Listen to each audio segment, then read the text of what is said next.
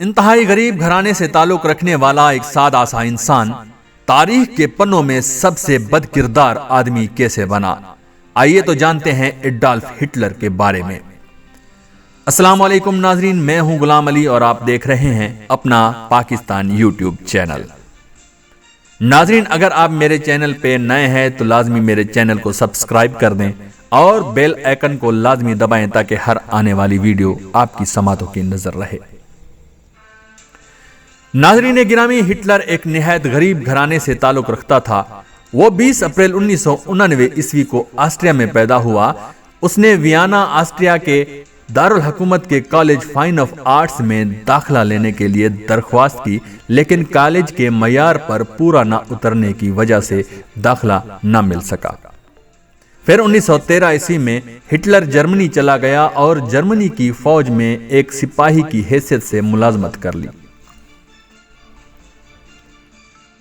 اس نے پہلی جنگ عظیم میں محض ایک سپاہی کی حیثیت سے ہی فرائض سر انجام دیے، کیونکہ اس کے افسران کے نزدیک ہٹلر میں قائدانہ صلاحیتوں کی کمی تھی، اس لیے مزید ترقی نہ کر سکا۔ 1919 عیسوی میں ہٹلر نے جرمنی کی ورکر پارٹی میں رکنیت حاصل کر لی۔ یہ پارٹی 1920 عیسوی میں national socialist German workers party Nazi میں تبدیل ہو گئی۔ اپنی قابلیت کی بنا پر وہ 1921 عیسوی میں اس پارٹی کا چیئرمین منتخب ہو گیا۔ پھر آہستہ آہستہ یہ پارٹی مضبوط ہوتی گئی اور 1930 عیسوی میں جرمن کی دوسری بڑی پارٹی بن گئی۔ پھر 1933 عیسوی کے الیکشنز میں نازی پارٹی اکثریت حاصل تو نہ کر سکی، لیکن سب سے بڑی پارٹی ہونے کے ناطے صدر نے ہٹلر کو حکومت تشکیل دینے کی دعوت دی اور ہٹلر ملک کے اعلیٰ ترین عہد چانسلر تک رسائی حاصل کر گیا۔ چانسلر بننے کے بعد ہٹلر نے اپنی پارٹی نازی کو فروغ دیا اور اپنے مخالف کو زیر کرنے کی ہر کوشش کی اور عوام کی ہمدردی حاصل کرنے کے لیے بے روزگاری کا خاتمہ کیا اور بے شمار ترقیاتی کاموں کا آغاز کر دیا۔ 1939 عیسوی میں ہٹلر نے اپنے جارحانہ ہتھ کنڈے پولینڈ تک بڑھا دیے، جس کے نتیجے میں دوسری جنگ عظیم کی نوبت آئی۔ اگر تاریخ کے ورق گردانی کی جائے تو معلوم ہوتا ہے کہ ہٹلر کو کئی خطوں میں منفی نظروں سے دیکھا جاتا ہے، لیکن باعث دنیا کے تاریخ دان اسے ایک شاطر، قابل اور ذہین انسان گرانتے ہیں۔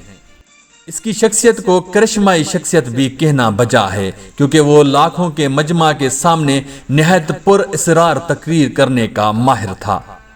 الفاظ ہٹلر کے لیے کھلونا ثابت ہوتے تھے اور انداز بیاں اتنا دلچسپ اور سحر انگیز ہوتا کہ تمام لوگ محصور بن کر رہ جاتے۔ ہٹلر کی مقبولیت کی بنیاد اس کی پارٹی کا منشور اور اس کے نظریات تھے، اور پھر آگے چل کر انہی نظریات کے بنیاد پر جرمنی کے دو ٹکڑے ہوئے اور پھر ہٹلر کا دنیا کی بدترین شخصیتوں میں شمار ہوا۔ آج بھی جس طرح مسلمانوں میں یزید کا نام ایک لعنت یا گالی سمجھا جاتا ہے، مغربی اقوام میں ہٹلر کو بھی اسی طرح شدید نفرت کی نگاہ سے دیکھا جاتا ہے۔ جرمنی کی قوم آج بھی اپنے اجداد کی غلطی پر نادم ہے اور اقوام عالم کے سامنے طلبگار مانی بنی ہوئی ہے۔ یہودیوں کا کہنا ہے کہ ہٹلر نے جرمنی اور پولینڈ میں تقریباً 60 لاکھ یہودیوں کا خون کیا اور اسی نسل کشی کو یہودی ہولو کاسٹ کے نام سے یاد کرتے ہیں۔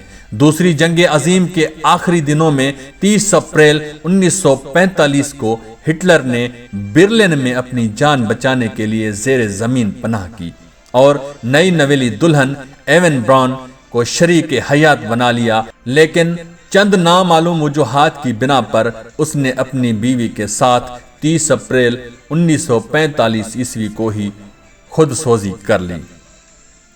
ناظرین، آج کی یہ ویڈیو یہیں اختتام پذیر ہوتی ہے۔ اگر آپ کو یہ ویڈیو اچھی لگی ہے تو لائک کر دیں اور کمنٹ کرنا نہ بھولیں۔ اگلی ویڈیو تک آپ سے اجازت چاہوں گا۔ اللہ نگہبان۔